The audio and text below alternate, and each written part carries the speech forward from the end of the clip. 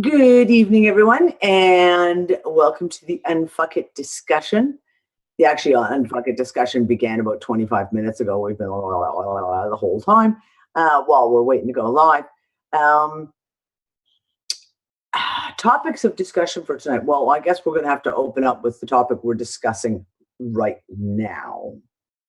Even though I said I wasn't going to discuss this anymore, but there's some points to this that actually need to be discussed. Future relevance, if you will. And that's the financial shit. Again, yeah, I'm going to go there. So a note was just published, posted in one of the private Skype rooms. And I'm going to just, I'm not going to give out names because I haven't had a chance to ask her permission, although she may publish it herself later on. But anyways, basically someone who had been playing with the Federal Reserve and the Treasury Direct accounts had, was linked to the PayPal got taken down, they got everything returned, transactions returned, etc. She made a call, was basically told tough luck. And then she basically made a second call and she like set out the intent there, said a little prayer, set out the intent there of like, going to clear this up. And she got a hold of a specific PayPal representative. And I'm not going to give it the name because again, I don't have permission. So a specific name of a woman. And the woman from PayPal was apparently very, very with it and knew exactly what was going on. Knew that, yes, these accounts belong to all the people and that they should have access to the accounts, and that it was about time that this all started happening, and that PayPal apparently is in a complete tizzy at the moment trying to figure out how to deal with all this shit. And she was asked to send a copy of her what's the American one? SSN. SSN, which is the American version, Canadian. It's an SIN in Canada. Like a picture of her card to prove that she is who she is and that the account numbers on the card are actually the account numbers that she entered in. And that's where it was left. That was happened to apparently today. So, which opens it all up. That what if, play the what if game, this is signs of things are moving forward, that people are going to actually get access to these accounts. So we've been having this discussion, just sitting around here waiting to go live for like the last 20 minutes. And we've been getting into all of it. And the one thing I said is it was a screenshot was posted from a Facebook group that was very, very interesting. It was a one-off, the first that I've ever seen anyway, that someone had figured out how to find the account balance on his account. Because of course, up until, well, I mean, a couple of weeks ago, etc., when people were, pardon me, yeah, okay, dog hair in my mouth, I think. When people were actually making transactions, you know, like paying bills, etc., they were paying bills, but there's no account balance. You could never see how much was actually in that account, right? So one gentleman apparently has managed to track his way through and find out that in one of his accounts, and he said there was 3 listed, but in one of his accounts, there was, and I think it was $13 billion. And I'm like, there was enough zeros that at a glance you go, okay, well, that's well more than $1 million. That's, and it may have even been 13 trillion. I honestly can't tell you now. Maybe someone in fuckers with the screenshots in there can tell me what the actual number was. Which of course is everyone's like, oh my God, right? Tangible proof that these accounts exist and that they have like vast sums of money in them. So the question that we were discussing before we went live is the what if. What if people do get access to these accounts? What is going to happen once people have access to these accounts? What happens next? And the discussion went on to talking about, you know, basically, if there's no money, if everyone has got vast amounts of money, then money instantly becomes meaningless. It becomes worthless. If everyone has got shitloads of it, it just literally becomes worthless. And of course, the conversation goes up to the point of like, if everyone has millions of dollars everything is going to fall apart because people quit their jobs, et cetera, et cetera. And from my side of it, I mean, there are people who do the jobs they do because they love the jobs they do. I know there's a gentleman here who I speak to regularly who's a baker, and his family have been bakers for hundreds of years. And I can pretty much guarantee that while he may go off on a 3-week vacation, all expenses paid, somewhere really, really flash, he'd come back home and immediately go right back to baking bread again and cookies, because it's what his passion. He loves baking.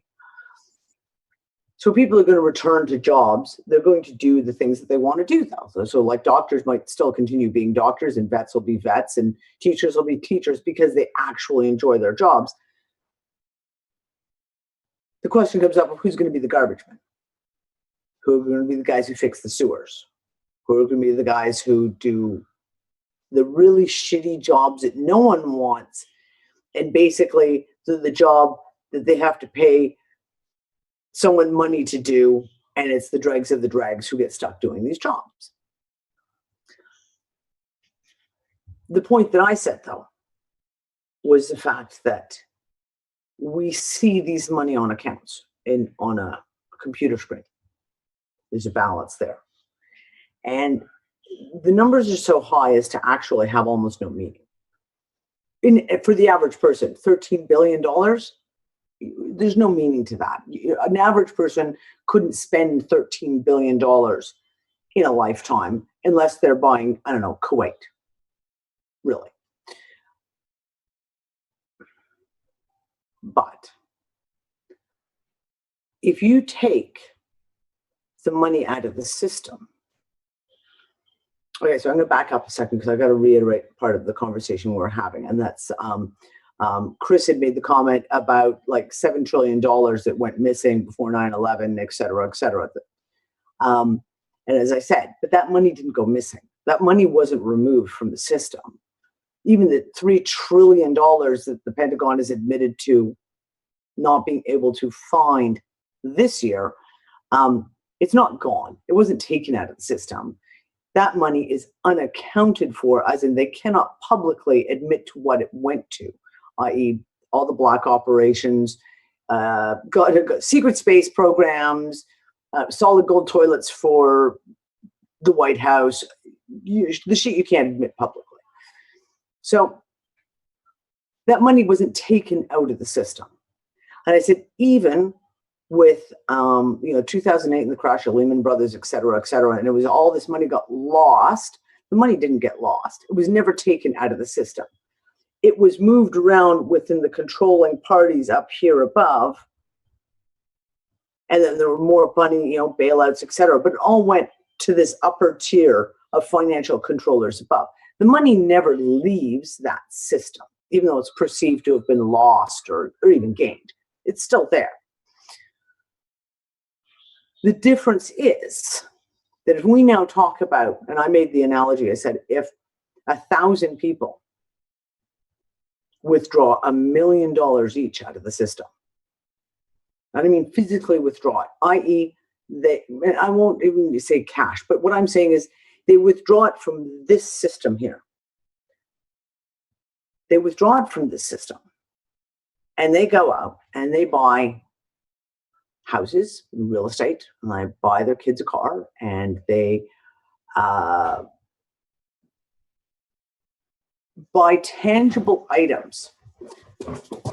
What does this do? What does this do? So first of all, it enlivens the American economy, because I'm talking about America. Say 1,000 people in the States pull out $1 million each, right?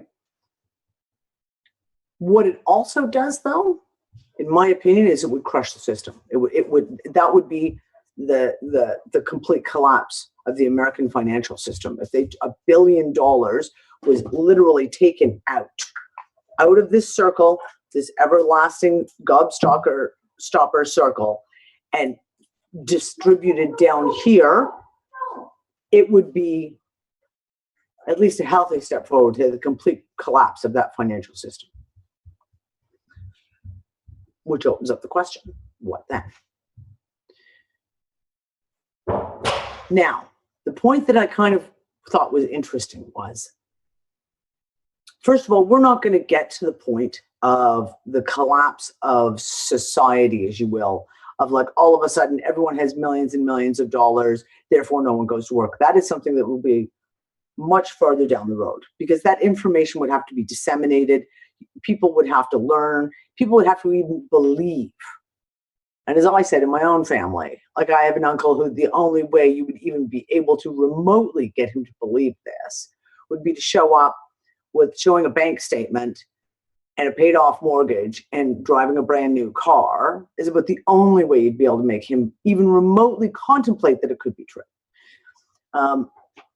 And they said it's kind of funny because all of us, any of us crazy enough people who believe these conspiracy theories and would actually take on the system this way, I think for the most part, they're pretty smart people, i.e., they already are awake, at least to a certain extent. They already get the basis of what's going on here. And I think what you would see is the vast majority, at least, would be spending the money constructively. I.e., they're not going to go out and buy Vipers, and they're not going to go out and buy Rolls Royces and Mercedes. They're going to go buy practical cars. They're going to go buy cars. They're going to buy 10 cars for all their kids and nieces and nephews. But it's going to be the type of purchases that are actually going to enliven a society, that are going to actually help, the local businesses, et cetera, which makes a big difference. Because like I said, that ensures that money stays out of this ring. I mean, obviously they get their hands on the trickle-down effect on a certain portion of it. But it takes the money for the vast majority out of that system. So basically, we could see a situation where when and if this actually works through, that the people with the money are at least the people who are awake and somewhat responsible with the money, who understand the system and understand what not to do within the system. Yeah, I mean, exactly. Buy a motorhome and never look back. Buy a really, really nice motorhome and go on that journey and do those kind of things. As I said, when I talked about this on Sunday, I know this group of people here, you unfuckers, have all got the biggest fucking hearts on the face of the planet. And I know that the vast majority of anything that came to you guys financially would be paid back out to the community exponentially from the heart. It's not even a question. And I like to think that there's a good portion of the people out there who would be of that mindset, who would be the ones who'd be the first ones in this kind of a situation. Because like I said, no one else will fucking believe it. It's going to have to be the people who are awake, or at least, like I say, at some level of awake, to be able to move forward on something like this. But where does that leave us? And I think this is a really important discussion to have, because I made a joke earlier before we went live and said, I'm a prepper. I've been a prepper for years and decades. So one of the things that I, back in Canada, was prepping for was the collapse of the financial system. Because when the financial system collapses, there's going to be an adjustment time period of something. And in that time, there's going to be, or there could be, I will say could be, a mess. I.e., people may not be able to get money out. People may not be able, these kinds of things.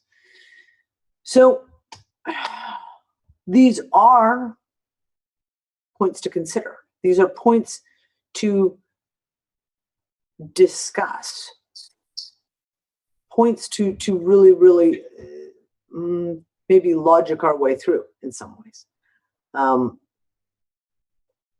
Jailing, I know nothing about it. I know absolutely nothing about it. I left all those rooms, so I actually have no information about that court case, none whatsoever.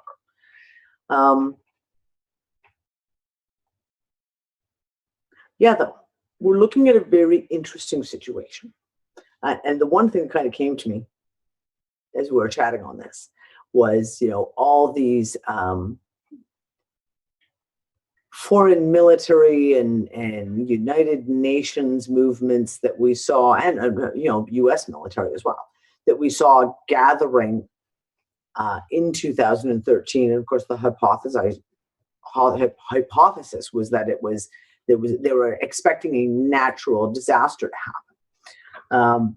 But what if what they actually thought was going to happen was the financial system collapsed, which it was well and truly due in 2013. And we got to 2014, I was shocked shitless that there was still a financial system in place. So, was that what it was? Was that all the preparation then? Was it because they knew that was imminent? And suddenly, reset. There was another little loop somehow and fucking inserted in there just to fuck things up. Yeah, Clive, I'm surprised it's still going now too. Trust me. I say every time I look at stock exchange stuff, I'm just like, really? You actually believe this shit? So it is. The debt is a huge rocket, and it's all fake. You're absolutely right. And all these numbers on the screen, they're all fake. It's all fake. And this is what I was saying. Even if you look up your account and you find out you've got $13 billion in your account, it's still money on a screen. It's not actually there. It's ones and zeros, Deb, exactly. But it's ones and zeros on a screen that actually is completely tied up within all the derivatives, all the leveraging shit, but in all the derivatives. So this is what I mean, why I'm saying, if all of a sudden 1,000 people in the US pull out $1 million each, you pull that out and the derivatives tumble, it starts to collapse. I mean, it's teetering on a freaking toothpick right now because the money doesn't actually exist. Yet they can't admit that it doesn't. They can't admit that it does. They can't admit that it doesn't. It's like this catch-22 in the financial system, right? They don't want to admit that the accounts exist. But when it goes public that the accounts do exist, then you have to somehow figure out a way to explain to people that, well, they do exist, but the money doesn't actually exist because it was all kind of like make-believe, and it's all tied up into these other things. Like it shows 13 billion here, but it's actually tied up in fucking derivatives in the city of London, and there's no hope of that ever coming back out. But that was your money, and we did it illegally, and we didn't tell you about it, and you can't have it because but we have to give it to you. So yeah, it's going to be real fucking interesting. It's all I have to say about that. It's all I have to say about that one. Yeah, I'm keeping my eye on stuff. I personally have no interest in getting involved. Like I said, I have responsibilities, and I'm not willing to play in that realm right now. Well, I have got children, and doggo collapsed on the floor. I'm not willing to play. I'm not willing to make that bet. And I know what I'm doing, but I'm not willing to make that bet. So it's going to be interesting to see how it plays out, though. If there is movement like this through places like PayPal, etc., yeah, could be interesting times ahead. I mean, not that it isn't interesting times right fucking now, because let me tell you. See, look, he's clapping. Interesting times ahead. And he's clapping with his ears. It's the only way you can clap. Oh, fuck, it's getting hot in here again. No. Oh, move out of the way. My flyer is here somewhere. Where's my flyer? Oh, someone's moved my sales flyer that I've been using as a fan for. Here, I'll fan myself with my passport. My illegal employment document. That's right. I'm just going to fan myself with my illegal employment document. No, stop that. So, yeah, all kinds of interesting shit going on. But yeah, I mean, does anyone else have any more questions about that whole financial thing before we move on to something else to talk about? I don't want to talk about.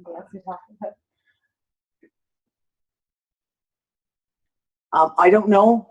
DL, I don't know. Like I said, I left those groups. I haven't heard any updates. I don't know if anyone else has any updates on Randy. I know that there was a court case. I have no clue what the outcome was or any updates on that. And I mean, if anyone is in any of those groups and who could come in and give us an update, please do.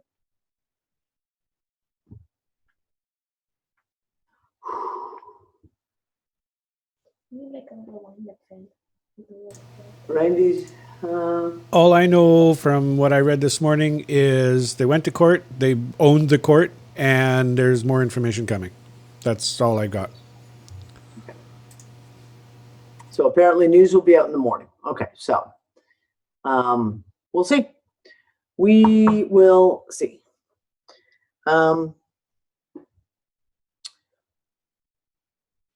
It's been a very, very strange week. And when I say it's a very strange week, we know it's a really fucking strange week.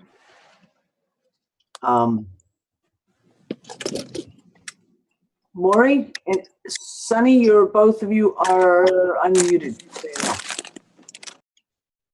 There you go. I just figured you guys didn't want to say anything because Maury would have like given me the heads up. It's been a strange week. Things are making themselves very transparent right now. That to me, I mean, personal perception. I'm only going to talk from my own personal perception.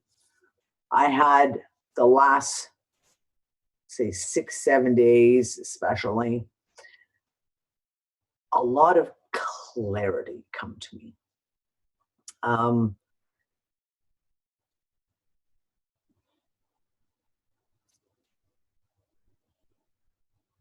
Kind of like manifesting, right? When you want clarity, when you want to know what's going on, when you want to fully comprehend what's going on around, and things just play out. They play out in such a way that you pretty much get an answer to your question that is extremely clear, let's just say. And I'm not talking about on the world stage. I'm talking about in far more closer to home pieces. People were seen for who they are and what they do. And like I said, we ask for clarity, you get clarity. And right now it seems like it is a time of things really making themselves transparent. And not just on that political stage, not just on that financial stage, not just on that, the world is just one giant freaking Mandela effect stage. I'm talking about it from our own lives out. I read lots of experiences in the Unfuckers group this week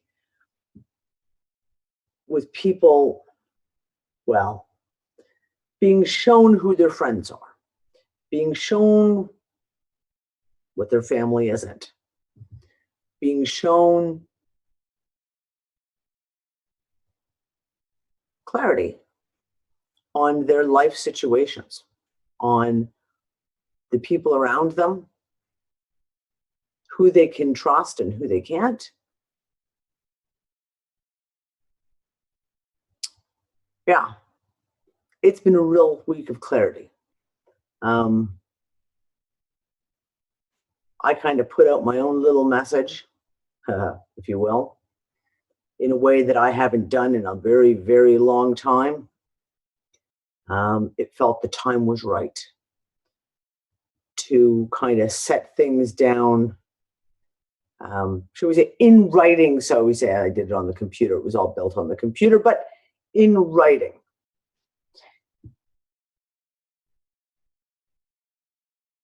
It just feels like the time. This is the time where this is the time where we have to take the blinkers off. We have to take off the rose-colored glasses. We have to stop making assumptions. And we have to really, really look at things. Look at the people around us. Look at everyone we're working with and seeing maybe even what you don't want to see. Because, I mean, this is it. And I'm in my own personal situation. I got to see some shit that I did not want to see this weekend. I did not fucking want to see it this weekend at all. And it was shown to me in a way that was so fucking clear, you can't fucking ignore it. And then from that, the tumbleweeds, the dominoes tumble over, and there's other pieces that are revealed.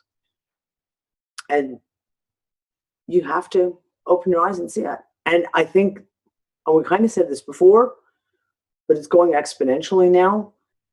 We get to a point that if we don't take note of the shit going on around us, if you don't take note of the shit even going on within yourself, right? The pieces that are there that you really should be working on personally and internally. They're playing out bigger and bigger and bigger so that you can't ignore it anymore. And if you keep refusing to look at it and seeing for what it is, it's just going to keep getting bigger and bigger and bigger until you finally get the point. That was my week this week. That was that was my week this week. And a certain person, I was going to say shall remain nameless, but no, I'll name him anyways. Nick got to say several times this week, I told you so.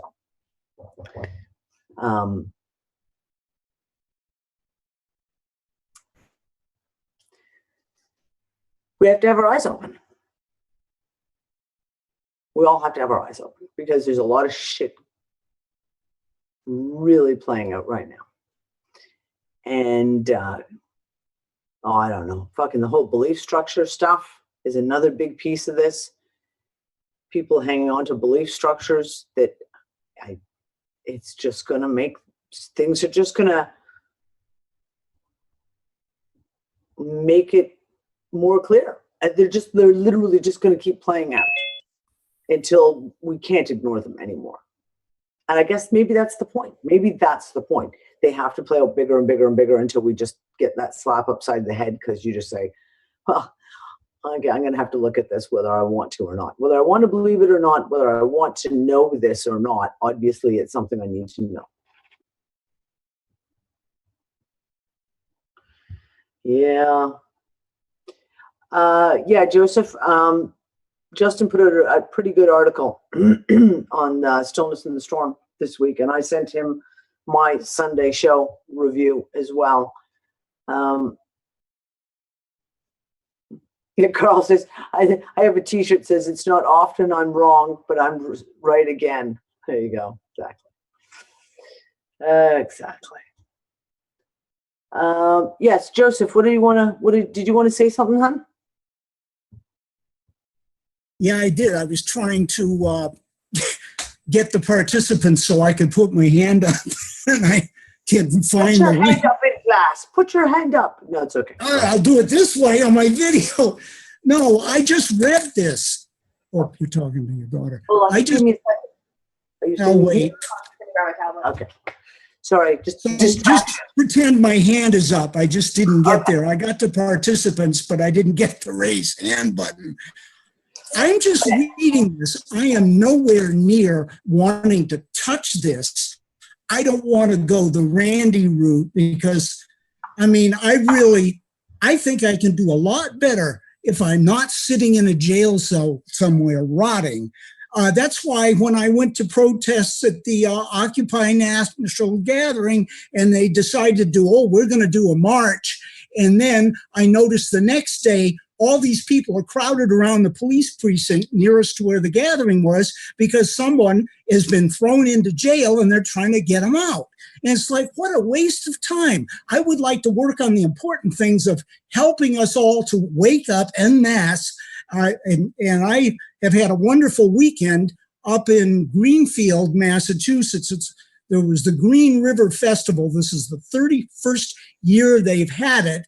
And I was doing a lot of begin with a proposal that community here in Western Massachusetts. a small arts and crafts fair this fall. September is their 39th anniversary, but the big one is the 40th. And I'm looking at working at a larger one, having it maybe be like a small, quote unquote, Woodstock music and arts festival that fits to the scope of where this community is located in the outlying Hearthstone Village. However, at this point, I just did the PR. Now I'm going to synthesize all of my thoughts. Here's the program from the 31st festival. But I didn't come on to talk about that. I would like to hear what you have to say. And if you've already said it in a recorded show, I will go check Transpicuous News. I watched the views part 1 and 2 where we were talking about assessing our value. But now I've read Justin's article. What are your thoughts on that? And then I will close my mic and let someone else move in. Okay. Well, I totally read through all of it on Sunday, darling, on Transpicuous News on Sunday. Too. Was that Justin's? That was the whole Andy. You went through on some, but Justin's article has already been done. Yeah, you already saw that, so you went through it. So, is there any more? I just now have been brought up to speed. So maybe what I'll do is that part 1 and 2 goes on to the virtual reality thing, but part 1 that you talked about, before you try this. So should I? So we don't have to waste time on this unless there are aspects that somebody wants to bring up. I don't know how many people are in the room. We've already discussed it. You missed it. You came in a half an hour. You were talking about it. I wasn't here. I was on the road. Okay, so I will. When this gets archived, gets put up, I'll listen to that and see where it's going on, and I'll now mute and see what's going on now in other areas. I'm a stay day. Yeah, no problem, but I'm late. We'll have this up. It'll be up, by like 12 noon my time tomorrow morning. It's usually up. So we will see. Exactly. Okay, thank you. I'm going to look to see. Do you know what DTC, Deconstructing the Construct leases show up yet from Monday night? Not Tuesday, not last night, which was Monday. You haven't seen it. Okay, I'm going to look for it. No, you haven't seen it. Anyway, I was on it. But once again, when I'm on a show live, I'm reading the chat and listening to it. And when I listen to the I because I've really been paying attention because I've been reading the chat. Okay, namaste. Thank you, Try Danny. sitting in my seat, dude. Try sitting in my seat, running a show and trying to keep up with the chat over here. It's really distracting sometimes. Especially when I got the jokers going on. I don't think it can be done successfully. I mean, I'm not good at juggling 2 hats. Okay, bye, Danny. I'm on. Yeah. Transparency. Transparency is coming out all over the place. And quite frankly, I think it's the time for people to stand in their power and say, no more. And I mean that on a very personal level, as well as, I'm not just talking about politics and finance and all that crap. I'm talking about when things are becoming really, really clear in front of us in our own personal lives, the time comes to say, it's everyone showing off their kitty cats. DL, your kitty cat is absolutely gorgeous, like seriously gorgeous. I have a kitty that I had to leave in Toronto and who my girlfriend Nicole adopted, and he looks very, very similar. The kitty cats and the puppy dogs are everywhere. Groot's on the floor down here, passed out cold. Otherwise, he'd be all over the screen. The time has come, I think, even in our personal lives, that as these things are making themselves really, really transparent, the people in our life, etc., that we have to finally take a stand, and we have to finally take a stand and say, no more. I'm not doing this anymore, and no, I don't consent. I don't consent. Yeah, so that was the end of my topics for tonight. Those were literally 35 minutes. We've covered the two things that I wanted to talk about tonight. So anyone got something they want to throw out there? Any question? I mean, here's the thing.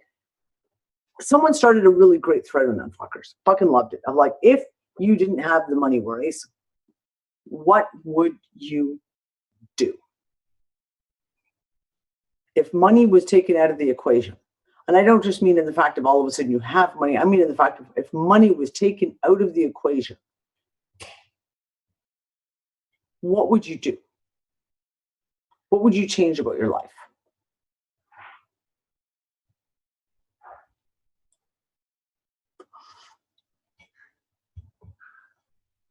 Yeah. We have a lot of gardeners and farmers, wannabe farmers in this crew. I love it. I just absolutely love it. And yeah, see, this is the thing. Do art, travel, adopt kids, build my own theater, travel more, have a garden, travel the world, teach folks to invent shit. Yes, I like that, John. Yeah, make music, knit, barter and gift economy. Yeah, I mean, this is the whole thing. I mean, if this is, I mean, I've said this for years. Now, I said this way back when I first started Our Guy's Garden up in Morocco. And I went through the whole thing of trying to price stuff. And people were like, oh, you got to do it this way. And you got to work out your prices like this. And you got to add these costs and do this. And you got to follow this kind of, this whole business plan kind of shit. And when you did it that way, it was like every bottle of argan oil was going to cost, 60 ml bottle of argan oil was going to cost 26 euros. And I knew that like that just priced, who can afford 26 euros, right? Like, I mean, literally for like 60 ml bottle of something or 50 ml bottle of something. And that's the one thing I've always said. I make the stuff that I make, like all the treatment stuff that I do and all the skincare and all the medicinal stuff that I do. I make it because I love it and I love doing it and I would never stop. And if anything, I would go so big and so huge because then I would have all the fucking toys that I need to be able to make all the fucking shit that I wanted to make. And I'd have like all the best, you know, the best quality jars and the best quality ingredients. And I'd be growing my own herbs and I would be distilling my own I would then have a full distillery set up to be distilling my own herbs and my own plants, etc. And I would give it away because I just don't fucking care. I hate money. I've never had any use for money. And I would rather barter for shit than fucking pay for shit. As a matter, when we were in Morocco, it became a joke because there were little jobs that were being done within a small group of people. Someone needed something built. And they'd say to Nick, my husband, and go like, could you build me a desk? I need a desk, or I need a workstation, or we need a something or other. And he'd be like, talk to my business manager. And I'd be like, right, building of a desk. That will cost you 2 chickens, 3 kilos of potatoes, and 2 kilos of carrots. That's the price. And everyone would laugh. And I'd be like, no, because if I have to go buy those things, it means I have to get a car or I got to get in a bus. I got to go do it. And I'd much rather say to someone, just pay me in the chickens and the potatoes and the carrots that I need. And it cuts out the whole trade thing. Like I don't have to deal with the money at all. I've got what I need and that's all that I need. So this is it. I mean, and I've met so many people who, yeah, Deb says, I detest selling my crafts. I'd rather trade or give it away to give kids smiles. Okay, so we have, I wasn't even going to go into this. We have a little sideline business that we're doing here, just starting up to try and make money because we need to make money. And we've imported some poi. You've seen Nick, I don't know if some of you have seen the videos of Nick swinging poi and my daughter, yes, and the loud one. Where?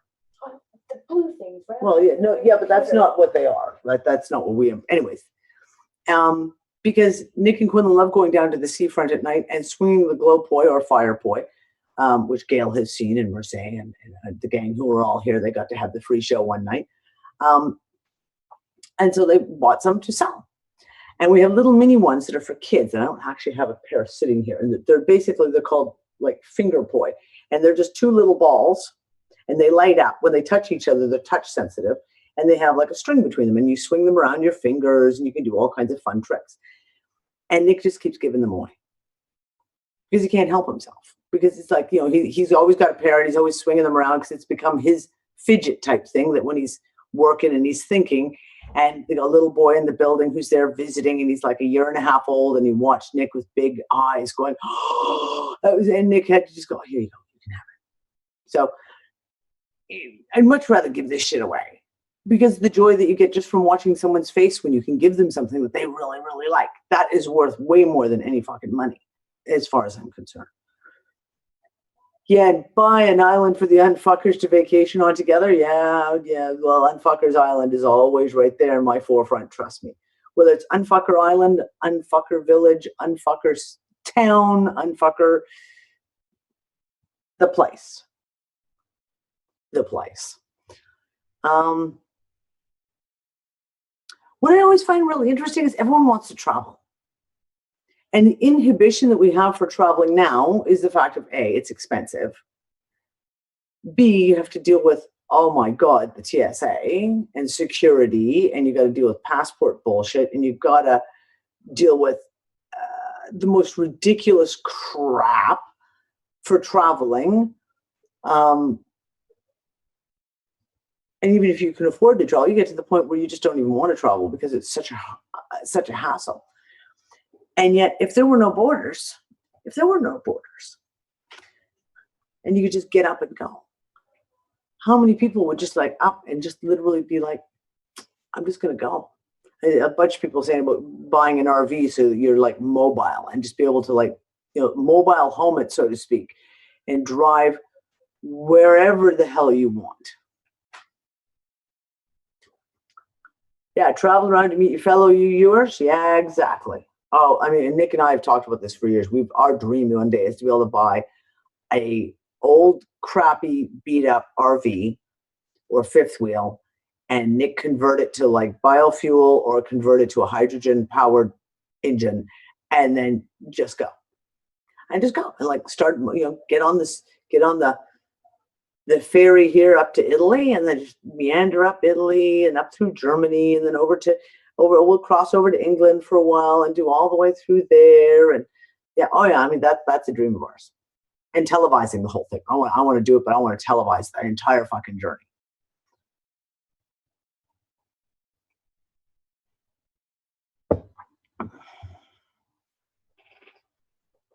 Jay, like, when winter comes and it's below freezing, I want to head south. Yeah, you don't want to be south right now. It's fucking hot here.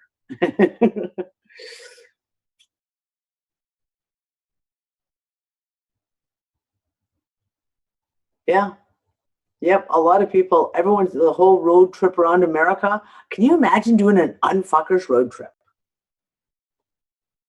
An unfucker road trip where basically like those who don't necessarily can travel or want to travel, but literally kind of start a caravan point and then just start going like I say. And if it's like you go up to Europe and then go all the way through frickin' Europe, maybe we start off and we go to the east first and go up through Russia, pick up Ihor, Levon, and we come back through and go over all the way through the UK, and then take a boat, get on a big boat, and go back over to North America, and then just do the same thing all the way through North America, down Central America, South America.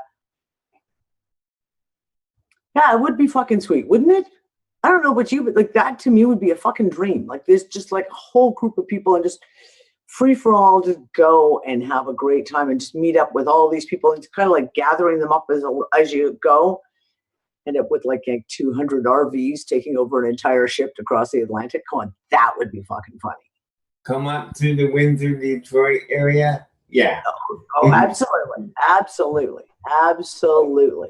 Oh, I found out something.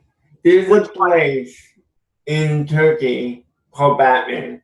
There's actually a town or city in Batman, and they tried to sue Warner Brothers. Oh my God!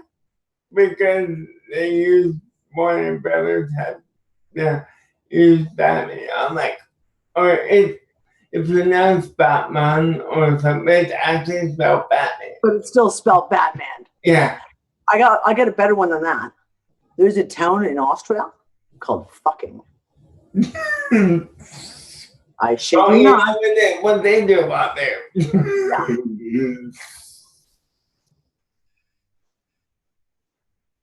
Dildo Newfoundland. Okay, that's a new one. I did not know about Dildo Newfoundland. That's funny. We could do the Unfucker tour and just it's like you got to find the map and find the most ridiculous places, names you can come up with, and then where you stop at the side of the road and everyone get in front of the sign and take a picture. Yeah. Penis Stone, Yorkshire. Really? Climax, Saskatchewan.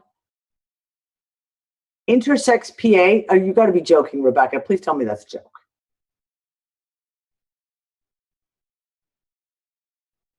Oh my God. Okay, that's really, really, really, that's fucking hysterical. Lickety and Surrey. Yeah, well, yeah, but England, I'm sorry, like Susanna, I'm sorry, you guys. England has got some of the most fucked up names ever. As in, for an island that small, man, you guys have got some of the most screwed up names of towns I've ever seen. And addresses, mailing addresses to England can be completely and utterly ridiculous. And everyone thinks my mailing address is strange here because I don't have a house number. I have a house name. Our house is called El Baita. And there's no street number. It's just El Baita, which means the nest. You moving to Phuket? Yeah. I'd like to go back to Phuket. Well, there's better places in Thailand, actually. Phuket's one of my lesser favorite places. Third Breast Street in Moscow. Third Breast Street. Is that at a Total Recall, I believe, wasn't it? Hookers with 3 tits, something like that. Danny, can I tell a funny one? Absolutely. This is Amber. I lived at a house in Wales called Nanturak, Stream of the Witch. And my name was at that time Pendle. So my neighbors really thought I was a witch because in Pendle Hill in England is a place where they did a lot of the burning of women. So I had Welsh farmer neighbors that were literally scared to death of me. That's funny. It is funny. That's actually really funny. Yeah, I mean, yeah, some of the names that come up. It's really, really funny here in Malta because we have conversations where you try and translate what names mean. And if I remember correctly, and Gail, you'll get a giggle over this one, Shada, which is the village where the farmhouse was, means his hair, something about his hair and the bakery. And we're not sure. But somehow, Shada, actually, when you put it together and figure it out, it's something about his hair and the bakery. So I don't know if it was a hairy baker that used to leave biological deposits in the bread. I don't know. But that's exactly what it means. A map of all the rude place names in the UK. Oh, that could be just really bad. So yeah, there's all kinds of wonderful things that we'd all like to do. And Linnea is showing us her gorgeous garden at the moment, I can see. I'm jealous. I'd like to be somewhere green right now. Everything here right now is just dried up and, desert-like. We're in the desert season here now. Hey, Danny. Yeah? It's me filming the garden. I'm trying to film the monkeys up there. There are a whole bunch of hollow monkeys, but I don't think you can see them. No. You see one crawling right up there. You're trying to find the howler monkeys in your yard.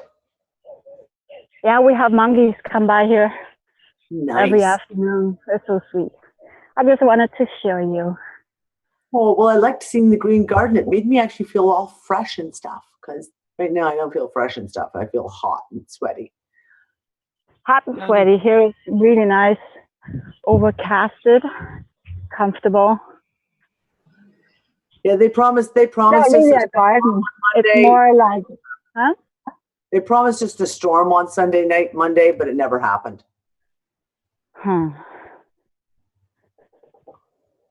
Danny, Yes, hon. going back to funny words, I don't know how much Maltese you know, but do you know the word? Do you know the word for rain? I do, but I don't remember it right now. Shitta. Yeah, shitta, that's right. The word for rain in Maltese is shitta. You know what the word for bald head is? No. Fart arse.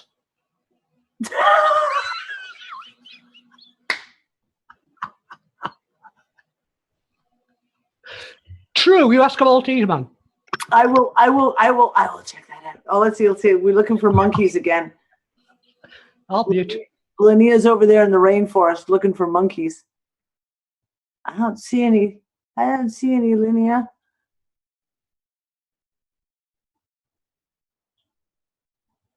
Everyone's looking at the screen, like everyone's like looking real close. Oh, can we see a monkey? No, no monkeys. It's a little difficult to pick up with this tablet here. You should hear them. Maybe I should hollow because sometimes they do that. All right, brace yourself. I'm gonna hollow. Why don't you turn on your video from your Zoom? Then we would see. She did have it on her own. I did. You just have to I'm not seeing it, although I'm seeing the picture of her and the baby. No. She was just showing us all the forest. Oh, there we go. Here's one. See? Can you see it? We can't see your camera's not on, hun. Oh, here it is. Oh, fuck. All right, hold on. Oh, it is on. Isn't it on? There it is. Now it's on. Yep. Oh, there he is. There he is, climbing through the trees. He's Yeah. There he is. Hello, little guy. Monkeys climbing through the trees. Yeah. So And yeah, they you can be see noisy when one. they want to be. So there. There we go. See? There we go. Watch the Unfucker Thank show. you for- We Thank also you have for watching. Huh? What'd you say? I said we also run a nature show here. Yeah. Yeah, well, you have to come down here. All of you will have to have a gathering down here too. It's on my bucket list. It is on my bucket Yeah. list. Mhm. Waterfall, music, ocean. Yep. All right. Got another word, Danny. What? This word is called, the football player, Rooney. Yeah. Well, they got what they say in Maltese is fuck Rooney. Fuck Rooney. Yeah, it means remind me. You remind me. Fuck Rooney. No, fuck Rooney. Yeah. Nice. Muted. Yeah, delightful. Oh man. So, guys, what else you want to talk about? Seriously, I'm just hanging out here tonight.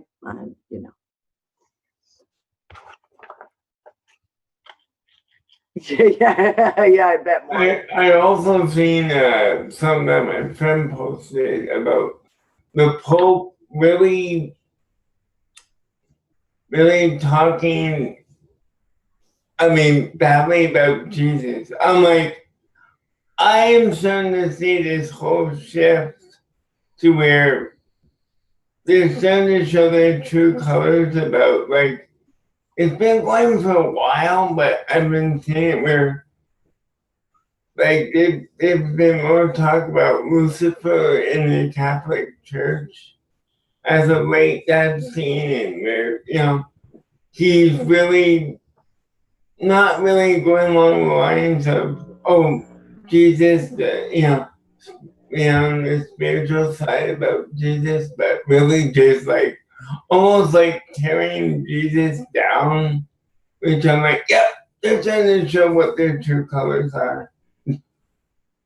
Yeah, well, you know, the whole Lucifer thing is all a crock of shit anyway. Right. That's all a kind of Catholic made up stuff. So the whole devil, all of that stuff. Psh, there's only one mention of Lucifer in the Bible, and he's called the morning star. Right. So the only other person in the Bible called the morning star is Jesus Christ. So. Oh, and there's also this thing I've seen where a thing of scripture I heard where it's about near the end when the it says both morning stars will sing together. I'm like, okay, well, Jesus is the morning star. Lucifer is called the morning star, and they're supposed to sing together, whatever. I'm like, yeah, I'm right now in one of those wait and see periods in this whole reality. Like, even with the financial, it's like, yeah, I can't do anything about that right now for myself. Wish I could, but I can't. So I'll have to wait and see how the system goes out. But for me, yeah, if I do get the money and all that, I can get myself a self-driving car. I know it has a computer chip, but for me, I'm visually impaired and I need someone to get around if I can't get, you know, someone to drive me. So, you know, I have to bite the bullet. Get yourself a chauffeur? I could, but then the chauffeur would be like, why do I want to drive for you when I got my own money? You know, so it's like, yeah, okay. Oh, But yeah. I still think, though, in going back to the mundane work, like, I think there would be people still willing to do the work, you know, in garbage collection and all that. I think there's people who would like work like that.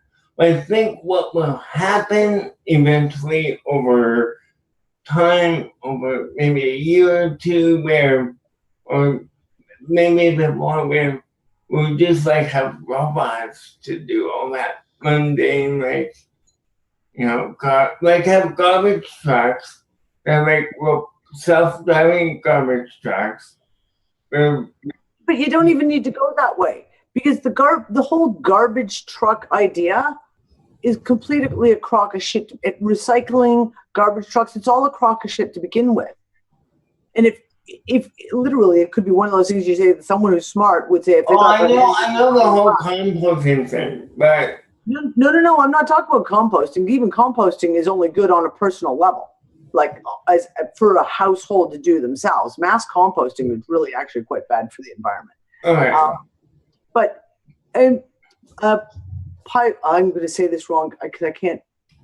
Pyrolic electrolysis systems, waste systems, and there are out there that are household size, and you literally put everything in them, and it cooks down all the waste, turns everything to charcoal, and it generates electricity while it's doing it. So I mean, this is one of those repressed technologies.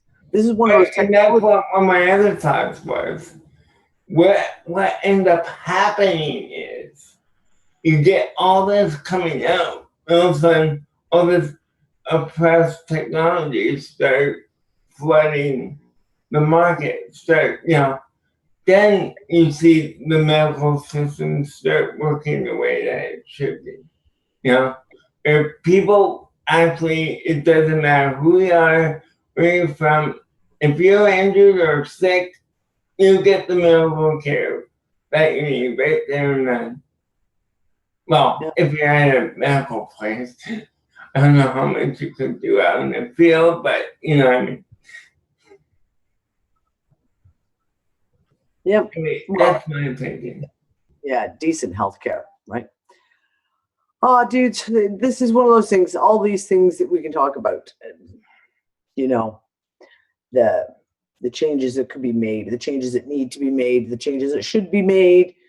The time has come. I mean, the time has definitely come. And you know, maybe that's part of that whole transparency too. Like I said. What word are you guys trying to? Clive? What word is it you guys are you're trying to spell out? Because if you say it, I can spell it. That's the one thing I can do in Maltese.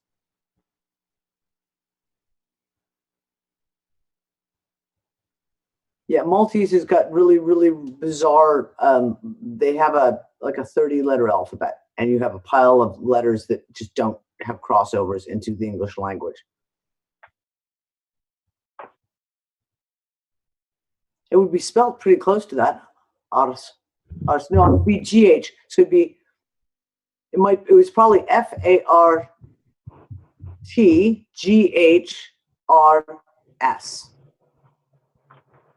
That's probably.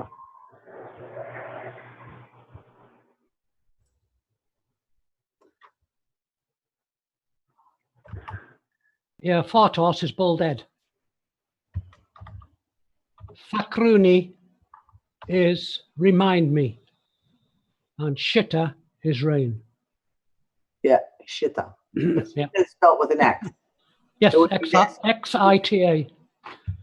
X-ray India Tango Alpha. Yeah. Shita. Yep. There you go. Maltese lessons too for everyone. That's right. Yeah, once you get over the GHs and the X's in the language, it helps. You got to get through the GHs and the X's and the J's too.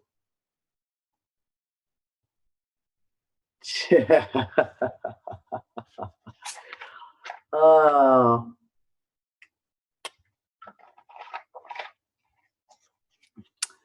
This is going to be one of those crazy ones I can see.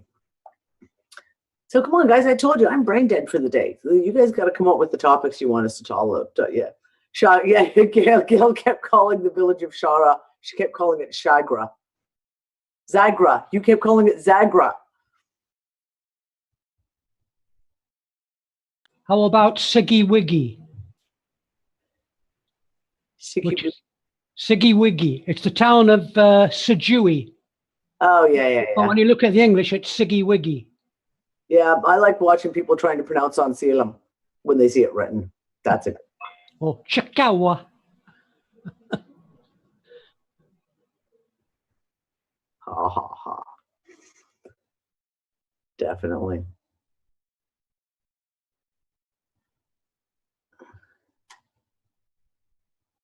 What the hell?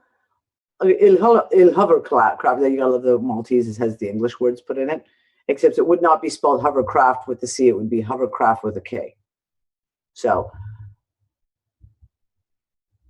Tij hu mimli salor. It means my hovercraft is full of eels, which is most useful phrase in Maltese. Yeah. Where the hell did you come up with that, Brianna? I'm learning Maltese, darling, and I'm learning the useful shit. Like my hovercraft is full of eels is a useful shit. So you need that every day, of course. It's like one of those things you cannot survive without knowing, of course. Well, start with counting from 1 to 10. That would be the good one to start with. Oh, I didn't think of that. The days of the week. The days of the week. You know, I don't know the days of the week yet. I always get them confused. Besides, everyone speaks English here anyway, so I really don't have to work that hard at it.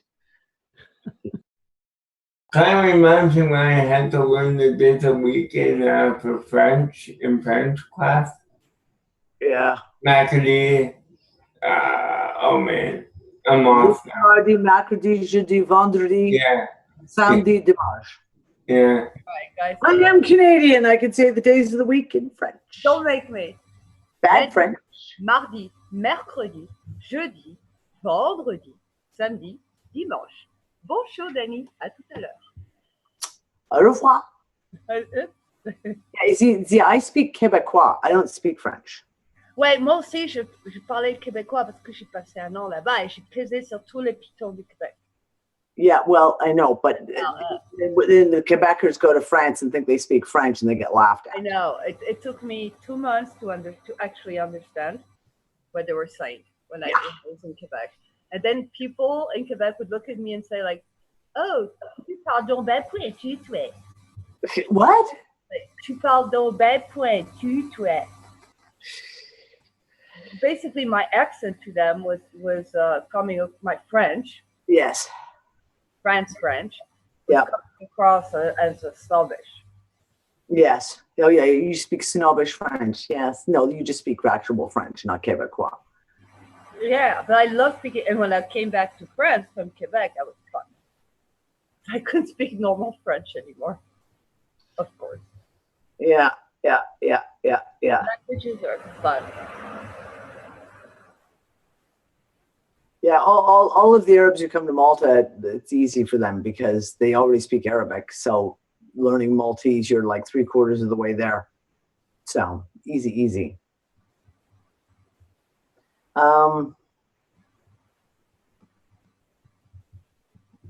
The conversation going off in the group chat right now is quite the riot. You guys are cracking me up. It's like there's about 6 different conversations all happening at the exact same time, which is really, really funny.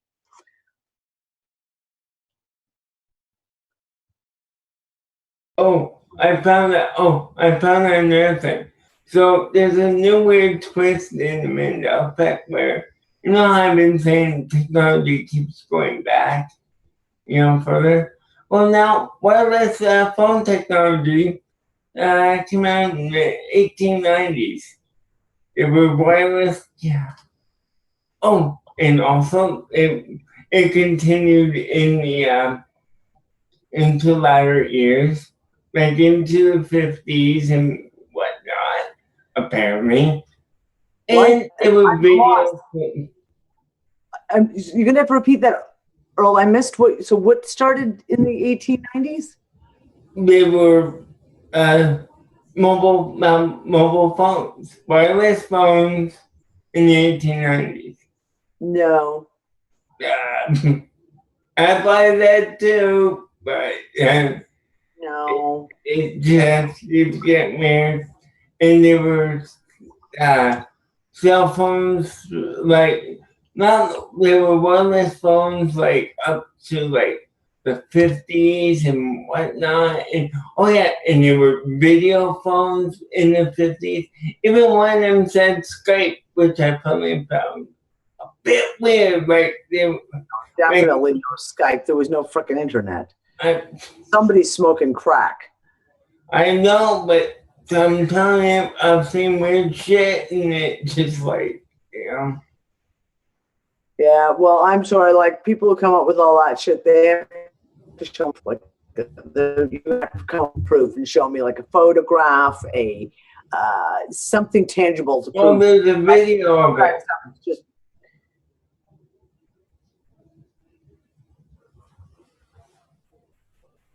yeah. Although, I mean, the whole thing about the whole thing with the time travelers bit, Cindy. I mean, like you said, like the Charlie Chaplin film, there's a picture of what looks like a person talking on a cell phone in a Charlie Chaplin movie, and it's a silent movie from back in, oh God, that's like before the 20s, wasn't it? Yeah, from the 20s. Yeah. So. But, I mean, I've seen the video. I'll post the video later on, fuckers. Yeah, throw it into the unfuckers. Absolutely. Well, or RTS. No. Yeah. I just got fucked by the unfuckers distraction. I.e., I forgot to take my water out of the freezer where I put it because it's very hot. But I told now it's frozen. Now it's. Hear that? I'm banging my water bottle. It's a solid 2-kilo block of ice. Nice. Yes, nice job. Well, you can always, like, I don't know, take it to bed and hug it to cool off. I'll send it to you. Oh, thank you. I'd actually fucking appreciate it because my water bottle is soup. Like room temperature soup. Yeah, it's soup. Could do that, but I doubt with my freaky light, I doubt you can see. This is like a solid block of ice. There will be water in a short while, actually, because it's so hot, it'll probably melt. Yeah. Oh, yeah, for sure. And of course, instead of turning off my camera, I mute because my brain has disappeared somewhere. Okay. Okay. I lost mine sometime last week anyway. Gail, yes, I want you to talk about that little road trip of yours, because that was one of those awesome wildnesses. Yeah, it was an experience, I'll tell you that. When Claire, myself, Curtis, and Claire's friend Ali, we went to the crop circles. This is going back, it's got to be 3.5 weeks ago. Yep. I drove back to Weston, dropped Ali off at her car at our house. We piled back into the car. Curtis had left stuff at my house. We had to pick it up, and then I had to drive back to Bristol. So Ali followed us to the motorway roundabout, and we waved her off, and she went off in her direction, and we headed back up an A road towards Bristol. And it's a journey that I probably do once or twice a week at least. I know every twist and turn of that road. And we were driving, and Claire started to tell me, I don't know if Claire's on or not, tell me this story about this guy. He'd written a book, and it was all of the interaction with the aliens that the story was about. And I was really concentrating on the story as well as driving. And as I'm driving along, we'd been on the A road for maybe 4 or 5 minutes. And I get to this point in the road, and I go around the corner, and it's not what I expect it to be. And I thought, whereabouts are we? And then I went on about another 5 or 10 seconds. And again, I just did not know what part of the road that we were on. And then suddenly I clicked, and I thought, we're actually going in the opposite direction now. I'm heading back to Weston from where I've just left. And you know, when you get that shock factor, and you feel all your face tingling, it's all the adrenaline running through you. And my eyes started to well up as well, because I had this moment of, I couldn't have been that engrossed in the story that I've turned round and gone in the opposite direction, because it's a straight A road. There are turnings off, but you literally have to turn off the road, do a U-turn, and come back again. There's no roundabouts or anything like that. And this real panic is building up inside me. And as I'm thinking, well, God, what's around the next corner? Where the hell? What? Expecting to? Well, I just didn't know. I was just so confused. And as we got round the next corner, and the guys are still talking, Claire sat next to me, and Curtis is in the back behind me. We then come to a building and start passing a building that I had already passed, like 45 seconds later, when I started to realise I was in this loop. And I just had to stop them, because at this point now my breathing was all out of sync, and I was just inwardly, this terror had just come across me. And I just said to them, whoa, you've just got to stop. I'm having a little freak out here. There is something not right. So I was just slowed the car down, and I started to explain. And I said, we've just been past this point. And I explained everything that had happened. And we really, really were trying to work out what was going on. It was the most terrifying. It was so surreal. It was terrifying, because I've never experienced anything like that before.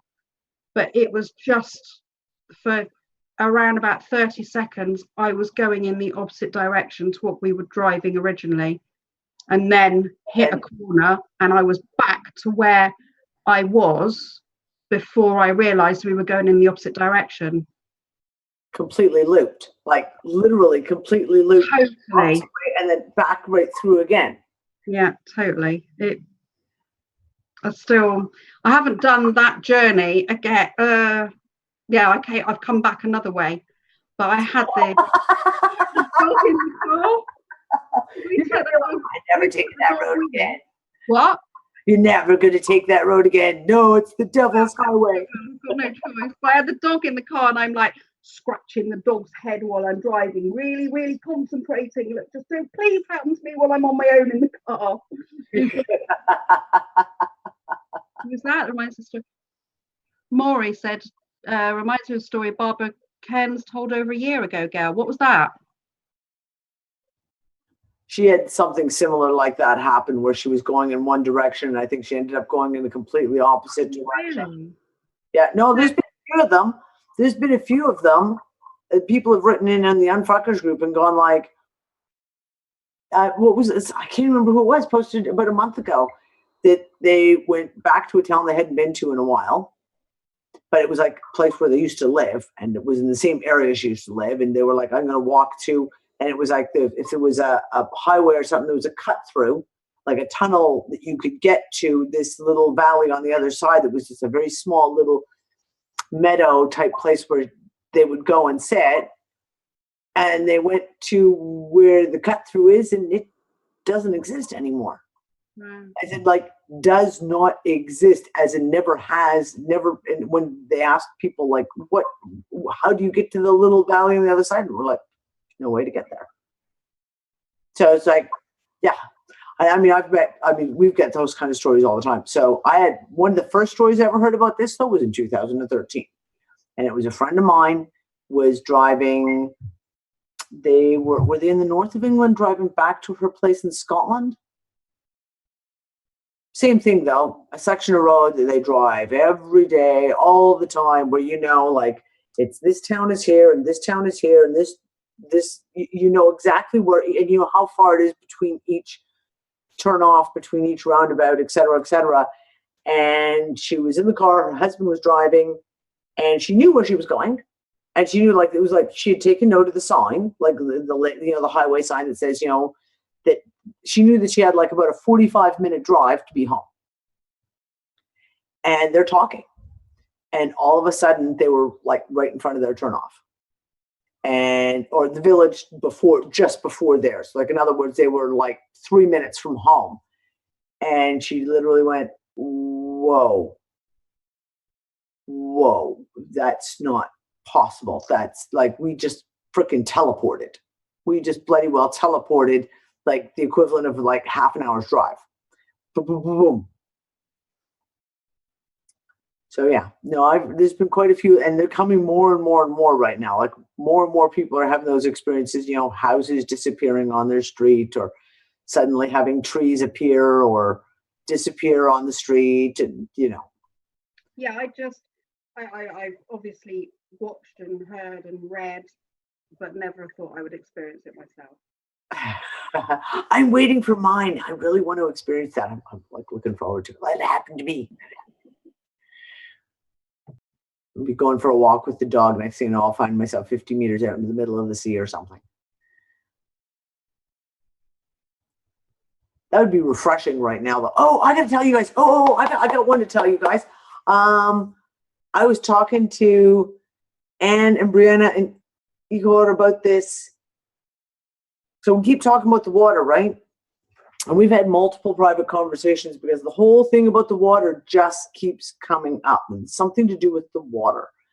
And someone posted a really interesting video in the UU group about dead water. And it was a whole video talking about how water, what its natural state versus what industry and what has been done to water, which basically makes it like dead water, right? So last night, today's Wednesday, it's a Tuesday. Yeah, last night, Nick and I took Groot out for a walk. We're getting down to like not quite sunset, but we're definitely like towards sunset time. And we went to our little Pebble Beach. Now, like I've said, I've described this, and we've described it on the show when the gathering was here. This little stretch of beach is outside the main bay. So you have Marcelforn Bay, which is this really big, deep bay, and it kind of comes up, and there's a breakwater where the marina, where all the fishing boats go. And then just around the edges, a little tiny beach, and it's no longer than 20 meters, I would think, tops. And it's a pebble beach as opposed to the sand beach in the actual bay.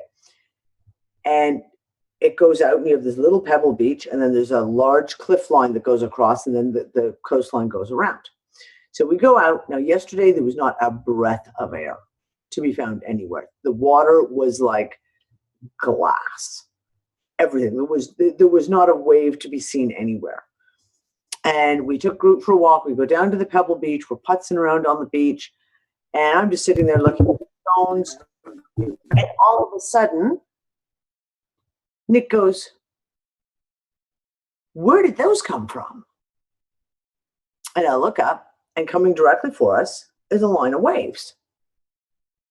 Now, when you're on a flat sea, and I mean flat sea, you see the waves start coming in. You could see a set of them coming in. So there was like about 3 or 4 coming in, as you see when waves come in, and it's a set. And we said, and I just kind of went, "Oh, there must have been a big ship just go by." Because we get the really big, you get cruise ships, but you also get the really, really big tanker ships, and the cargo ships go by. Way far out, way the hell far out. So, and Merce, you'll remember like where the all you guys who were here, you'll remember that view when you stand on the little pebble beach and you're looking out, and you have the big concrete walkway that goes out. It's a large man-made concrete walkway that goes right out across the reef, and maybe about 75, 100 meters, and goes out. So it kind of makes a little division point. And this thing of waves comes in. So we think, oh, it must be a ship. I'm looking out, there's no ship to be seen anywhere. But I just like, okay, whatever. Let's go back to like what we're doing, talking, chatting. 2 minutes later, Nick's like, "Holy shit, here comes the waves again." No. Someone unmuted. There we go.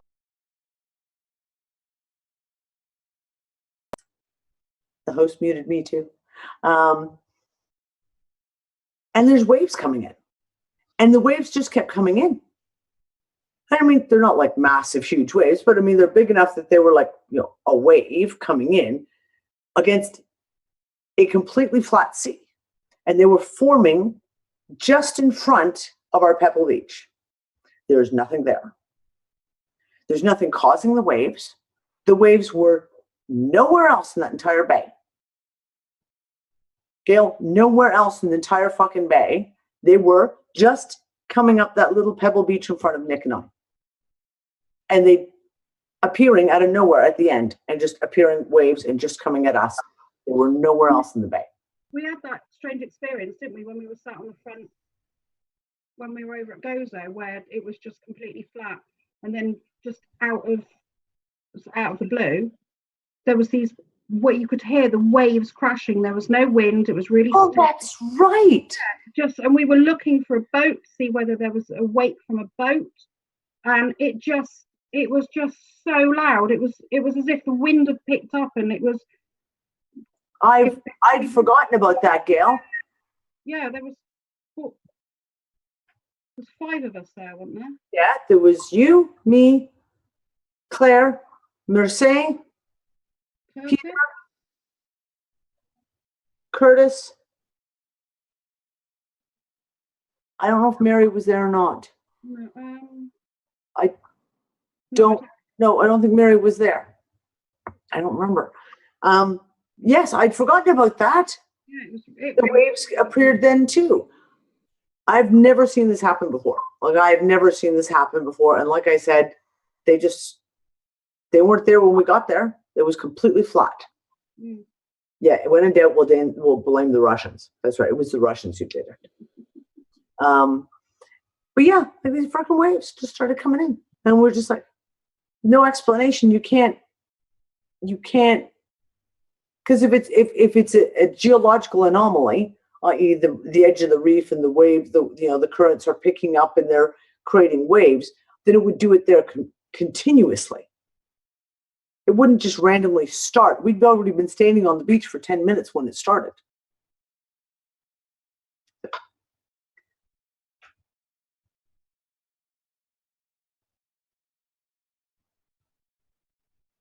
Yeah, Amber and Carl, Nick and I went through that entire conversation. All the things that you've just said, all of that, it still doesn't explain how it goes from a complete deadpan, like literally dead sea, no boats to be seen anywhere. And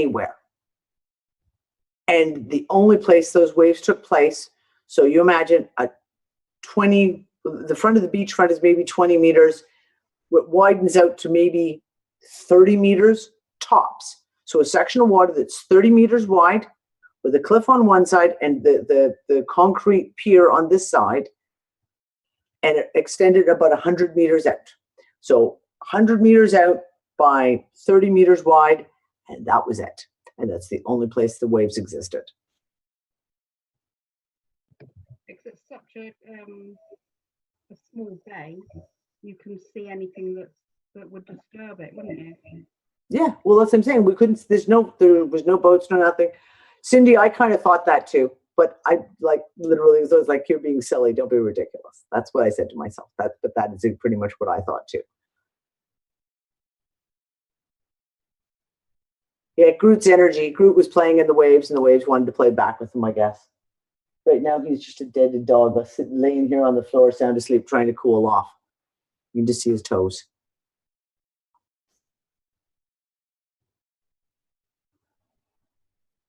Marlena posted a short video clip of a storm. But what was weird about was there was gray clouds in the background, but there was this giant blue cloud with this cloud with like blue lines in it, and you could hear the thunder in the background. But what's weird about thunder is it sounded like it was canned kind of thunder. You know, like the kind of thunder that you would hear in movies. It had that kind of feeling to me, like, wow. Yeah. Yeah, Tay, she posted it today. And yeah. Oh, someone tried to shut down the powwow that she was at. Like, some person tried to shut it down. Yeah. It was like, why would people shut down the powwow? Like, seriously, right? There's other things that people could try and shut down the powwow. Because Canadians are intrinsically stupid and racist. I'm not one. No, I'm not one either, and you're not one and everything, because people are awake enough to see what's going on. But yeah, Canadians overall to the First Nations people are fucking ridiculously racist. It's disgusting. But that was the funny thing when I went to Australia. The thing that shocked me shitless is how racist the fucking Australians are. The Aborigines. I was just like, holy fuck, they're even worse than Canada. I wasn't prepared for it. I honestly was not prepared for it. It shocked the hell out of me. I didn't expect it. Did not. I'm glad I've seen a video today about people that you think you know, like Walt Disney wasn't really a nice person, you know. Like, he even once called the seven dwarves the N-word, yeah. And one woman wanted to become an animator, and really gave her a hard time about it, yeah. Well, that was the era back then too, right? Yeah. Same with Churchill, they say, was a white supremacist. Churchill? Yeah. He was a serious white supremacist. He was a fucking raging asshole. Oh. Anyone who knows anything about Churchill, yeah, man, he was the devil incarnate. And Gandhi? Gandhi was a sex addict, and I believe people like that, people that have these cultish kind of, where it's like, yeah, these people that you hear about, even Mother Teresa wasn't the nicest person that you think she is. Oh no, she was an evil witch. Mm. That's Yeah. insulting witches, though. Sorry, I apologize to all witches. I didn't mean to offend you. She was an evil witch. Yeah, no. No, you know, it's funny. We're talking about the sea, right? Like, same thing. I love the ocean. I love the sea. I swim everywhere I go. I have to have my feet in the water. That's like kind of an introduction to whatever place I am. You got to go into the water. And I've almost drowned twice in open water. And the one time I was like, yay close, up in Lake Huron, actually, in Canada. But I've never been afraid of the sea. Never, ever, ever. And I mean, I've been out some crazy fucking water. Yeah, I've been caught in riptides multiple times, multiple times. And all kinds of that stuff. And yeah, I've never been afraid of the sea. And the more rough it is, the bigger the waves are, I'm out. It was actually really, really funny because when we were in Morocco, Brian Kelly had brought a shorty, like a suit, wetsuit, but like a thin one, like more like what you do for wind sailing and stuff. And he left it. And we had this one, it was relatively early in the season, like it was kind of like the water was still cold enough that I was not getting in the water. So maybe it was like early May. And we had these amazing waves coming in, massive, huge. And I was like, fuck it, I'm putting on Brian's wetsuit. And I put on Brian's wetsuit and I was out there in the water for freaking 2 hours. And took all the skin off my knees and off my elbows. And, you know, as you do when you're body surfing.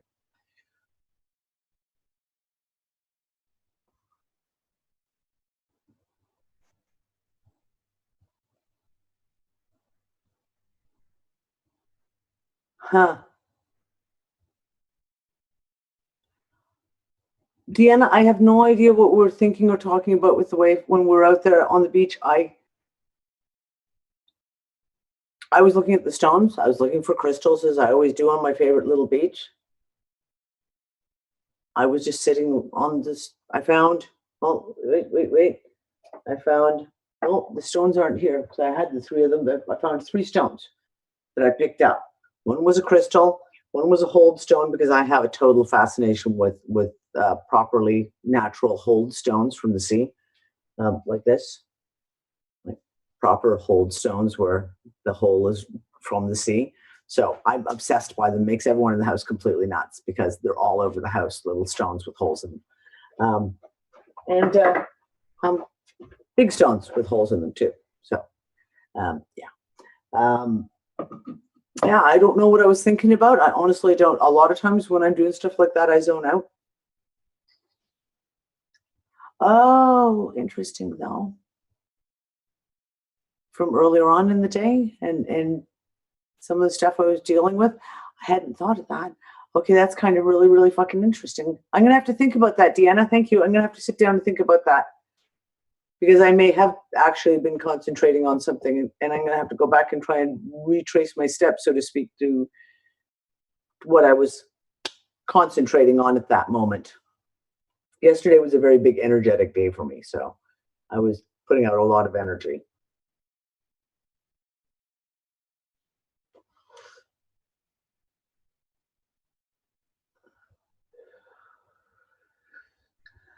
Sometimes I can, Cindy.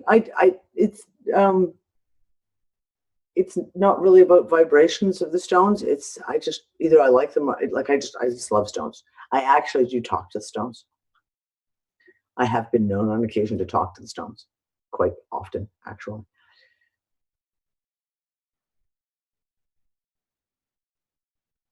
Can you define that better, Carl? Yes, I talk to the trees too. I talk to flowers. I talk to the ground. I talk to the sky. I'm one of those crazy people. If I lived by myself, I'd have 100 cats and I'd talk to all the inanimate objects around me. No, I'm never stoned, so it's not like I'm stoned talking to the stones. So.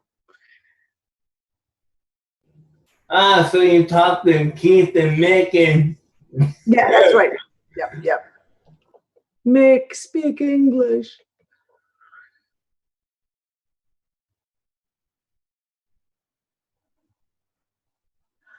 Oh yeah, that's interesting. So yeah, Carl. So Carl just asked the question of what are people feeling right now in the energetic from the kind of like the physical manifestations of what we believe to be the energetics. I know for me, it's been a crazy week.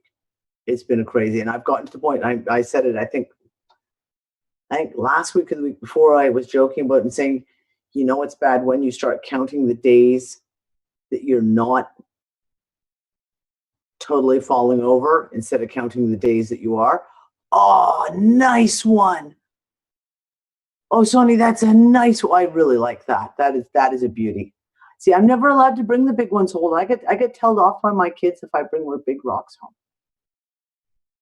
But they are literally everywhere. So I can't blame my family for like being like, come home with another pocket full of stones, and can't help it. I just did. This is just what I have sitting here on my desk at the moment. That's another pumice stone, by the way. Another little tiny floating pumice stone that I found. It's the only other pumice stone that I found on that beach. Looks like a little robin's egg, actually, which is quite funny. But yeah, and crystals. They're all over the place. Everywhere I look, there's another stone somewhere. Usually in my pockets too. Yeah, it's been an interesting week. I actually had this thought today of, I don't know if you guys are feeling the same type of thing, but I was walking down the hallway today and I found we've got this really long hallway, and I found myself walking like this down the hall. And you know you're doing it. Like you know that you're doing it, but you just ignore it because it's become so blasé. Like it's become so normal to feel like that now it's just you just ignore it. Yeah, I'm having huge issues with my knees, and I don't know if that's something. I have actually had a lot of problems with my knees this week. I mean, I have knee problems anyways, but like this week has been spectacularly not fun. But yeah, I just find it really, really funny now that I've kind of got to this place where I just ignore it. Like you just get to the point where when you're really, really woozy, you just walk along and you hold onto a wall. And if I start weaving, I just allow myself to weave. And I don't really, pay any attention to it anymore. It's not, it doesn't make you go, oh, wow, anymore. Like now it's just kind of like every day. Thanks, Clive. I have WD-42. It doesn't help with the kneecaps, unfortunately. I haven't figured out a way to inject it under my kneecaps.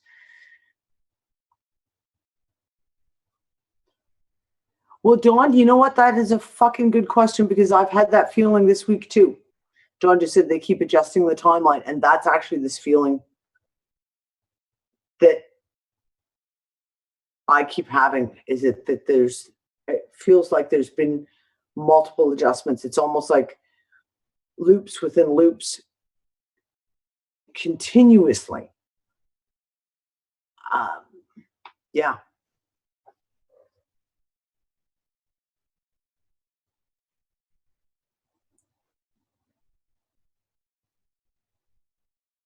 Yeah. The timeline shit more than ever before. Yeah. It seems like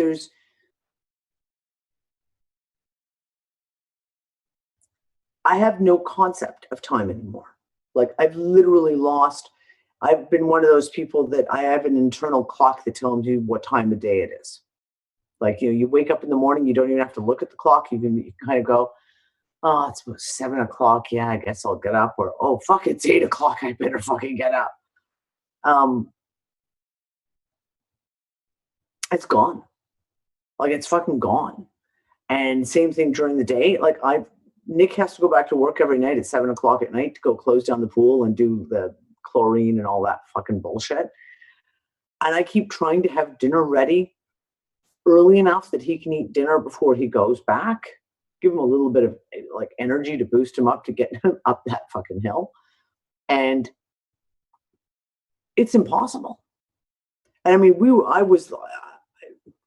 I came from a very how do you say it? Like very British style house that was like tea time was at this time every day and dinner was at this time. Like, do you know what I mean? Like there was never, like there might be a half-hour fluctuation. And we ate really, really early. Like, because I've got kids, we used to eat like between 5 and 6 o'clock, usually right around 5:30 was dinner time. You got kids and they're always starving. So we always had earlier dinners. Here in the Med, everyone eats late. Everyone eats 8 o'clock, 9 o'clock is dinner time here. It doesn't matter how old your kids are. And I can't get dinner ready at 5. Like, I cannot get dinner ready for 5. It's like 7:30. I can't tell you how many days in the last 2 weeks we've had dinner at like 8 o'clock because I just can't because all of a sudden I look at the clock or I do something and I look down and go, oh my God, it's like 5:45. How the hell did that fucking happen? My internal clock, completely gone. My day clock, like days of the week clock, completely fucking gone. It just doesn't exist. And to me, it's like there's a show day. Sunday is show day. Wednesday is show day, and Saturday and Sunday Nick gets to sleep in a little bit, so therefore there's those markers. But Monday, Tuesday, and Thursday and Friday, I'm pretty much fucked. Or except Monday mornings, I have to get up and process the show from Sunday night. Thursday mornings, I get up, and if I'm going to separately process the show, I have to do it then. But other than that, I have no concept of days anymore. None whatsoever. Not what day of the month it is. Nothing.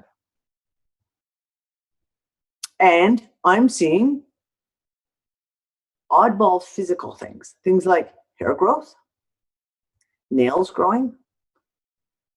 I swear I have been cutting my nails continuously, and yet every time I look down, my nails are freaking ridiculously, I'm like ticking on the typewriter again. I'm like, what the hell? I just freaking cut those all off. I'll get out the clippers and cut them all right back again. Toenails, same freaking thing. Hair, plucking my eyebrows. I did the same thing. Get out of the shower this morning. I'm like, oh my God, you have like serious reforestation. You need to do your eyebrows. I thought I only did them like last week. What the hell?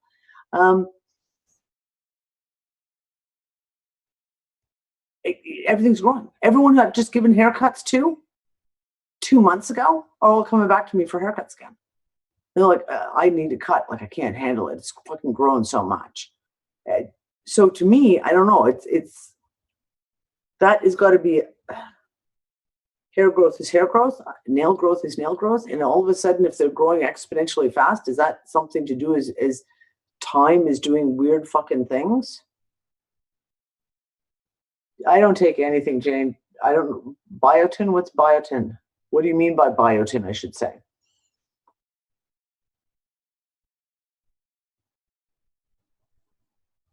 No, I don't take supplements at all.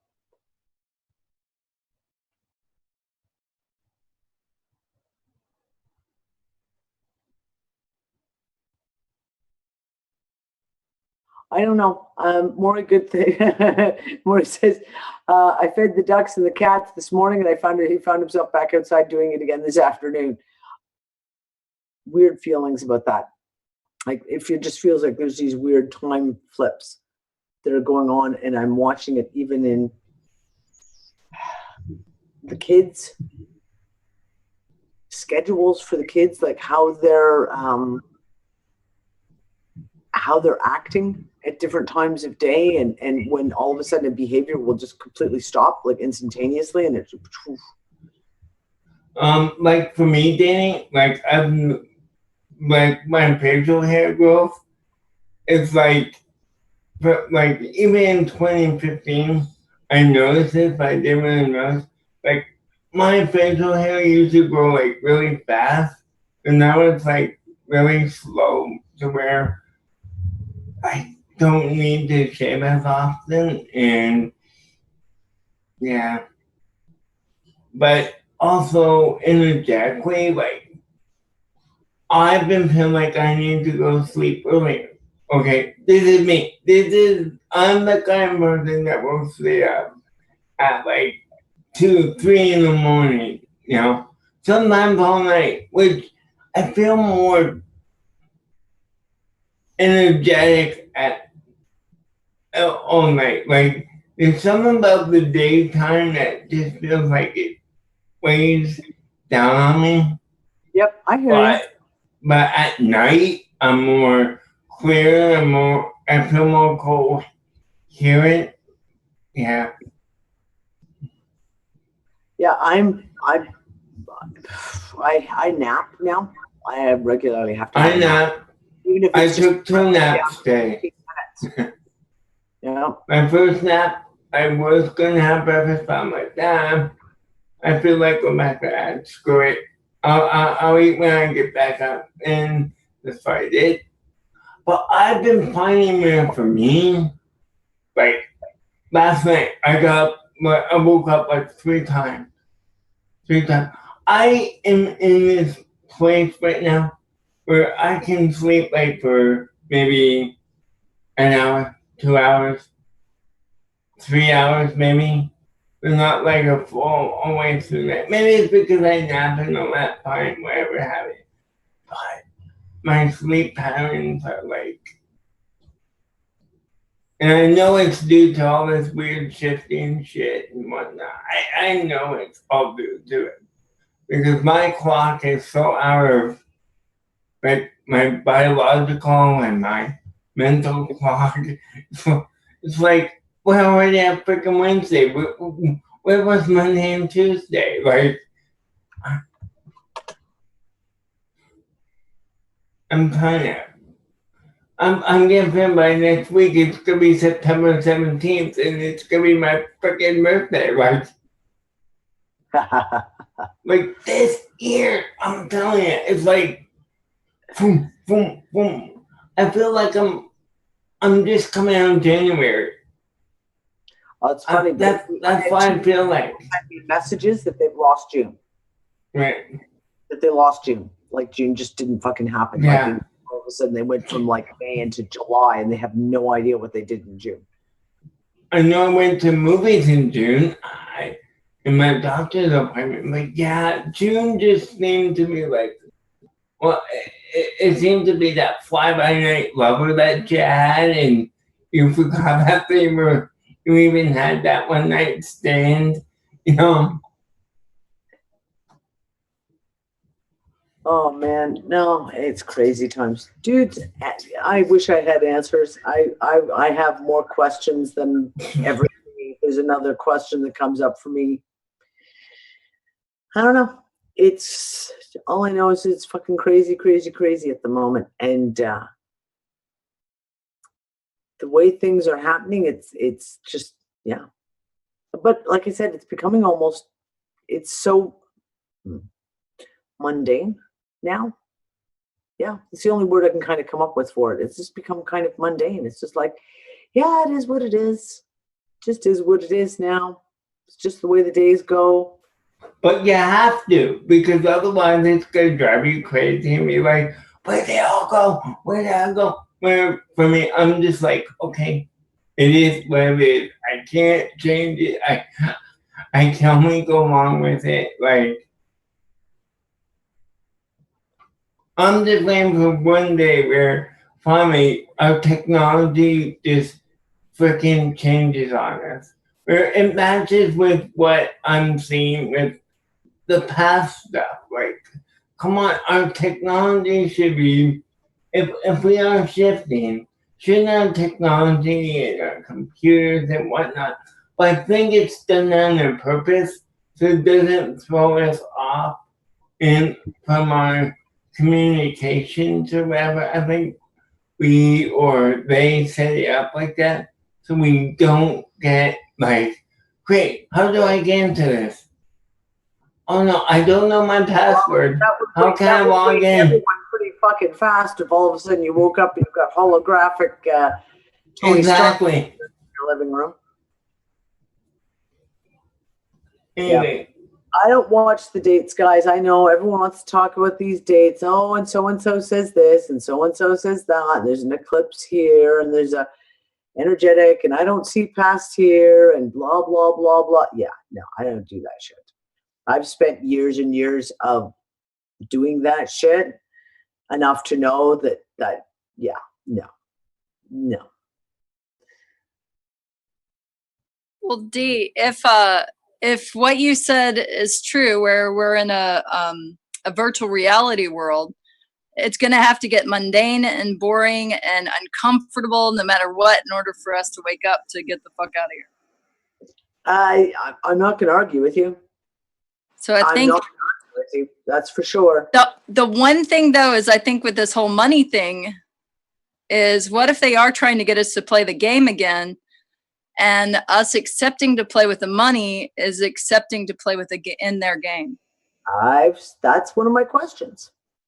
That is like, always right from the very, very, very first moment when this conversation came up. My very first thing I turned to Nick and said was, they're trying to get everyone to recontract. Yeah. That's what it feels like to me too. I don't know. And like I said, everyone would always play it by ear or just watch it. I don't want to recontract. I try to take the neutral stance because it's very easy to swing from the one side to the other. It's very easy to say, oh no, this will never happen. This, whether it's financial freedom, new change over the money's fist, whatever. It's very easy to be completely pessimistic and negative about all of that stuff. And I'm, especially given the fact that I've been working and doing so much stuff in the financial area anyway. But I'm not going to say no. We have to watch how this plays out. I mean, if other people contract back in, as long as they know that I don't want to. I'm out of here no matter what. But that's what I'm saying, right? Like, but we don't know that that's what it is. Yeah, we don't. That's what I'm saying. We have to just watch it play out and just see.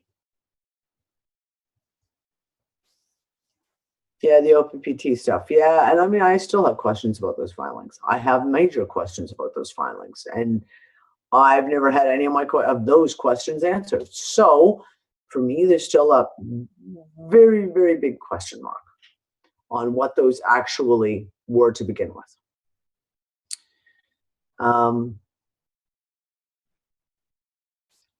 The one thing that I put out, one thing I hypothesized years ago when we first started talking about the filings, not after the fact when we all broke off went away from them, was the fact of, we know they couldn't remirror the financial system. We know that they knew that they couldn't remirror the financial system, which means you have to bring a brand spanking new financial system on. In order to do that, you have to close out the old one. You have to shut it down, close it out. So that you can start the new one up. And I have had that big question that, is that what those filings were? The closing out of that old, broken down, completely bankrupt old system so that a new system could be put in its place. It's still a question. It's still a question that I ask, and I still have no answer to that. The timing with the multiple prio by Pope Francis that came into effect on September 1st, 2013 as well, is another piece to that, or it feels like it is another piece to that. So yeah, I have questions that have never been fully answered. And whether we will ever get those answers, I don't know. I hope so. I hope that things will become very, very transparent in that area. Just wait and see at this point. We don't have any answers. We have no answers. All we know is that we have lots of questions.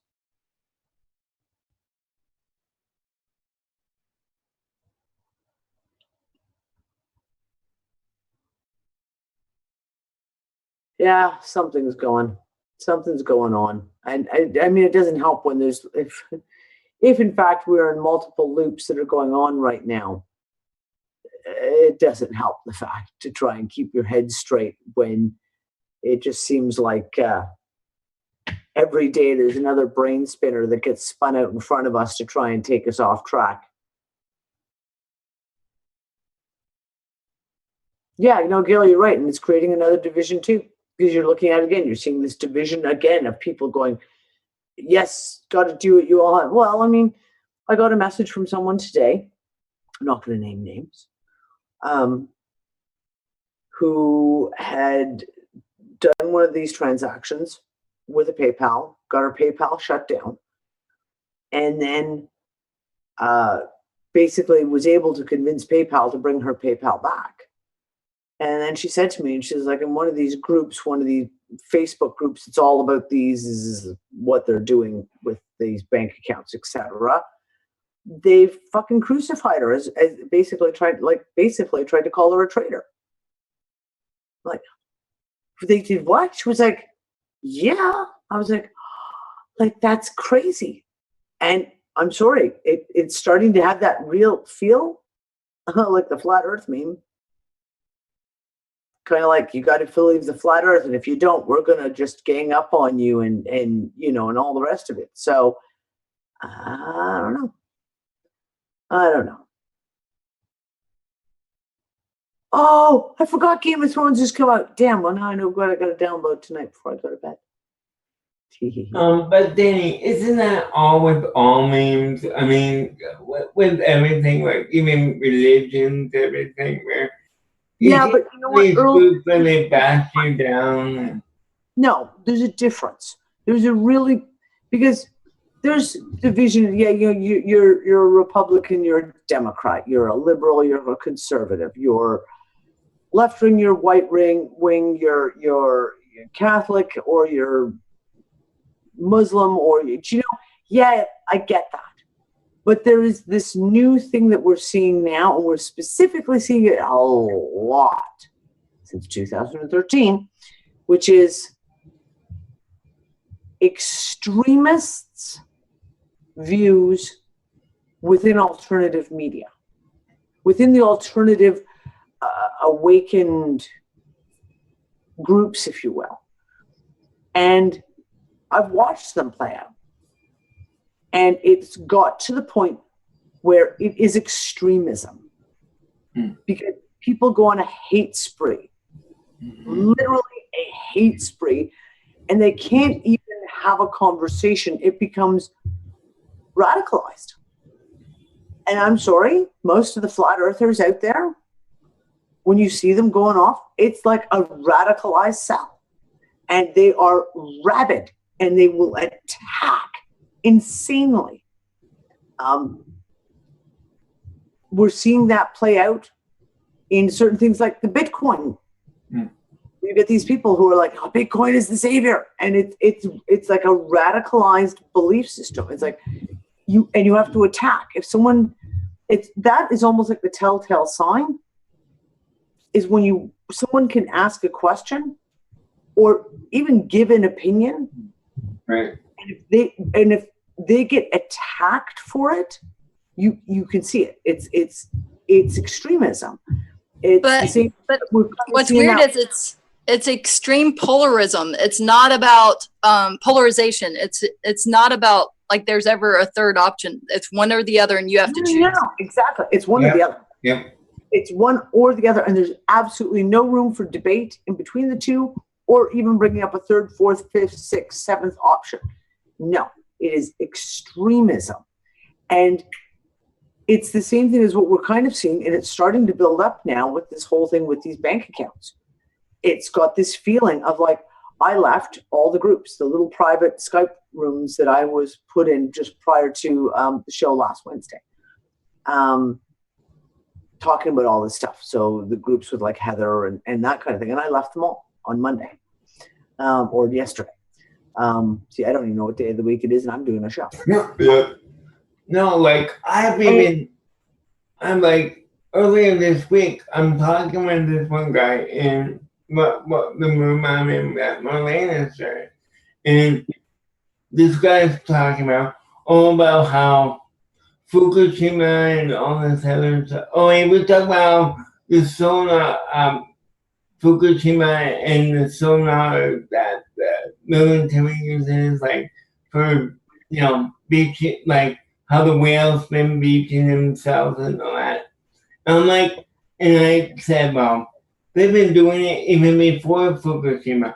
And he was like really interrupting me, like, no, they weren't doing that before Fukushima and all this. I'm like, dude, yes, yeah, no, they weren't. And so he left. He got mad and left. I'm like, but that's extremism. But okay, let me rephrase that. That is someone stuck in a belief cycle. mm-hmm. And when you cannot even have a conversation on a topic without getting angry, getting defensive, all of that's someone going through a belief cycle. And we're seeing it right now with this whole thing with the filings, because it's starting to get like that as well, just on the edges, just around the edges. But I'm telling you, mark my words, 2 weeks from now, we're going to be having this conversation, and it's going to be really, you're going to see that divide. Mm-hmm. Massive divide. And that's why I keep talking. We come to the end of our show. People have to put aside these fucking beliefs. They have to get and start opening themselves up to having conversations that don't involve. Danny, can I tell you something? Yeah, love. I love you so much because of what you're saying right now, because I really feel as if that is the rosebud of the future right there, girl. Keep saying it and get in touch with my sis, because we're going to try to have a big panel about what you're saying right now. It needs to be. Tell Sheila to just, she knows where to find me. You're in it. You're on it. Just, I love it. Thank you. Just thank you. Oh, you're welcome, Sweetie Pie. No, I mean, literally, if people don't put this aside, and I'm seeing it in the Unfuckers room, there's a whole lot of belief structure being tossed around as it's our pattern that needs to be broken, period. And that is the key. I really feel it so strongly. Yeah, I agree. And it's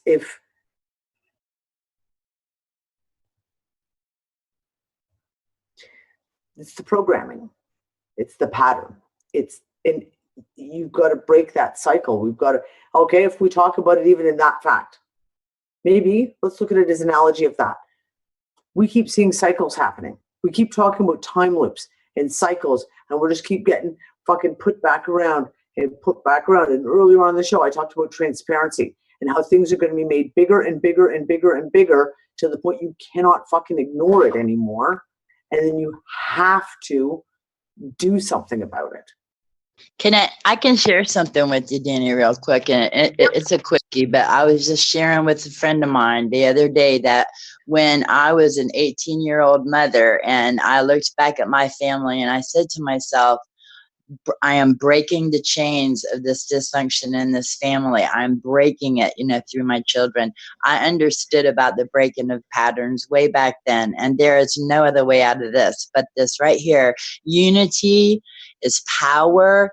Together, dropping the who's right, who's wrong. Let's roll. That's it. Rock on. I'm done. Period. Drop the mic. Well, that's exactly it. I mean, are we going through these cycles and these loops? Are they getting so extreme and so in your face because we need to break our own cycles, our own loops that are within us, that we just keep doing the same things over and over? It's like you latching onto a belief system, and then when that crushes, you latch to another belief system, and when that crushes, you latch. I don't know. What we need is to latch on to one another's hearts and go on forward with the shit and get it over with and stop the crap. That's the bottom line. That's all it's about. We're all in this together. All of us. I'm not new agey, but I'm feeling it with everything I'm about. But that's just it. It's not about new agey shit. It's like we all have to come together. We are all human beings. We are all these same people. We're walking around in these meat suits. We're all living our lives. We're all on the same fucking planet, regardless of what fucking shape it is. We're all in this reality together. And I don't know. Yeah, the only way we get out, maybe, is that coming together. Think of it as the light the light connecting. As the light connects, it burns brighter and brighter and brighter and brighter and brighter and brighter and brighter. And we are the light. Mm-hmm. Well, what happens when every person has their own energetic field? Everyone has their own specific frequency that is within their field. And when two people come together, the fields touch and merge and they become something else. They change and it creates a new frequency.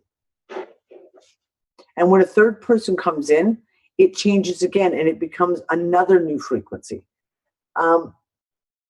Bringing all that together, I mean, you said about the light, right? Photons, photonic communication. Photons are light. What is in our DNA?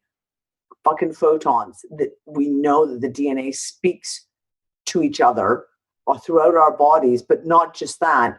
Through quantum entanglement, it doesn't matter if your DNA sample is in the same room with you or on the other side of the planet with you. It still reacts instantaneously with the rest of David Wilcock follower. What was that? I was teasing you. I said I heard that from David Wilcock, what you just mentioned, but it's something I wanted to say real quick too, because I think you're so importantly onto something. Is below these meat suits, what are we? Below these meat suits, you have no gender. You know, you have you're light. You're light. You are a light rainbow body. And if we all, I mean, just think of it. That's what I think they want to see. We need to get in touch with. Just whoever wants. We know we need to get in touch with that. That's what it is. Period. And that will cause love of each other and total acceptance, no matter who the fuck you are or where the fuck you came from. Yeah, well, we would hope so. We'd hope so. Unfortunately, I see not a lot of that at the moment, for the most part. But that could be. I think, you know, at the moment, it's been a big week for me. So. I just sit back and listen a lot, though, and I listen to a lot of folks, and I listen to a lot of different types of folks, and everybody is saying this together now. I think it's a part of the consciousness at the moment myself. It's light and it's tiny, but it's there big time. Thank you. Yeah, well, thank you, love. And Robert just said either you get in touch with it or it will get in touch with you. And that's kind of what I mean about these cycles of transparency that keep coming back in our faces. It's like either we get in touch with it or it's just going to keep coming back and touching us until it gets to the point that you just can't ignore it anymore. I'm sorry to interrupt again, but I got to give you another kudos, Danny. On I want you to watch Wonder Woman if you haven't done it yet, because when you were talking about the trauma, I thought to myself, you know, when she was down there wrapped up in that metal, I just saw your face and I thought to myself, if you really think about it, when she broke out so hard of the trauma, what was going on, and she lost her love and she realized that was the choice. And therein is where her, you know, her God power came in. Oh, I'm sorry, my phone did something. But anyway, what the hell was that noise? I'm sorry. It's a vibration, but I guess you hear it in a different way. But when I saw that, it was a good representation in my heart of what you were talking about, because she had to have the holy trauma of losing a love. And I think that's what busted her out, you know, into who she was. And, you know, you saying that, like I said, I just really feel you're truly onto something powerful. Well, I mean, I know a lot of people don't want to look at that aspect. So when I talked about it, was it on Sunday? Before. About Westworld and the way that played out, and the fact that the use of trauma to actually break the characters out of their programmed state and to become fully conscious. And I'm sorry, I know a lot of people don't like to look at it that way, but I see that as what we're going through right now. It's a fucking trauma after trauma. And it doesn't matter that it's, you know, not Westworld extremism, because wow, glad that show's not real. But there's everyone right now. It's in your fucking face. If I may just, and you can kill me if you want, if I may add a quick analogy, it's like you talk about dream world and everything. If you think about yourself when you're in a dream sometime, have you ever woke up to, like, say in your dream, it seemed like, okay, there was a truck backing up, ding, ding, ding, ding, ding. And yet as you wake up, you realize it was your alarm clock. And all of a sudden that's where we're at. We're at that place where the dream is beginning to come into the reality, and we have to wake up to it. And that analogy is, to me, in my head, a dear friend told me that recently, and it blew my mind, if you really think about it. Yep. Yep. No, I hear you on that one. Definitely. Oh, yes. Oh, guys, what can I say? Craziness. Just absolute craziness. And we went from having nothing to talk about to being 10 minutes overtime. As we do. Like it fucking matters. Okay, so we're going to tie it all off there for the moment. And yeah, well, I'll see you guys on Sunday for Transpicuous Views.